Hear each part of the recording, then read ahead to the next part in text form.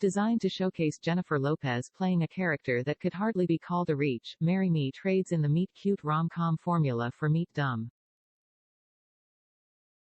Lopez still gets ample opportunities to sing a hummable soundtrack, but even within the genre's parameters, the silly premise deals the movie a blow from which it never entirely recovers.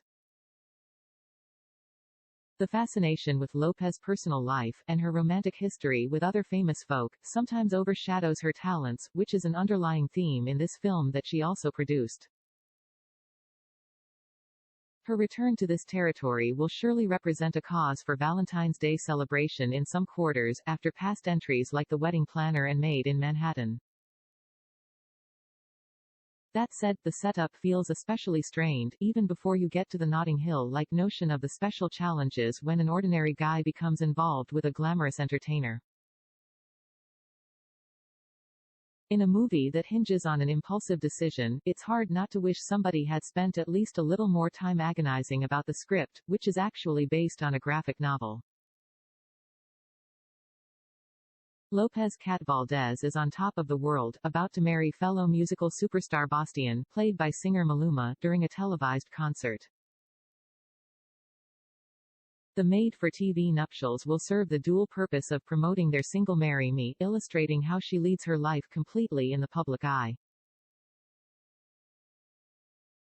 Confronted by the news that Bastian cheated on her, she decides to take what she later describes as a leap of faith by proceeding with the wedding ceremony by plucking a divorced math teacher, Gilbert, Owen Wilson, out of the crowd. Jennifer Lopez and Owen Wilson in Marry Me, it is, as she acknowledges, an insane situation, one that her loyal manager, Game of Thrones John Bradley, is eager to make go away. But of course, the plot calls for Kat and Charlie to try maintaining the pretense of a connection a few months for face-saving purposes, just long enough for the pop princess and public school proctor to begin appreciating each other's qualities, with the threat that she might reconcile with Bastian looming over the nascent relationship. A nice guy and a single dad, Charlie is quick to admit that I don't fit in Kat's under the spotlight sphere, which hinges to an unhealthy degree on live streams and followers.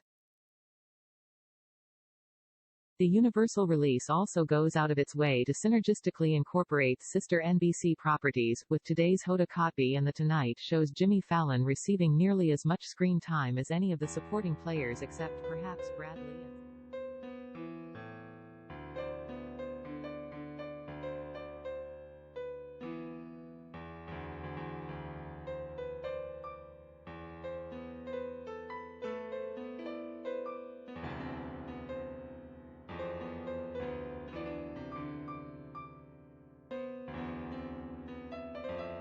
and reborn, inside the evolution of the rom-com. Yet while the movie is unabashed about its rom-com roots, such fare isn't exactly rare these days, having simply migrated from theaters to venues like Netflix, which seems to churn them out in bunches.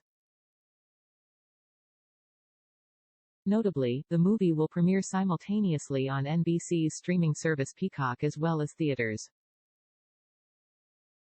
Admittedly, the mere union of Lopez and this light-hearted premise will be enough to prompt some to say, I do. Strictly on its merits, though, Marry Me is the kind of generic offer all but the most hopeless romantics can afford to refuse. Marry Me premieres February 11 in U.S. theaters and on Peacock. It's rated PG-13.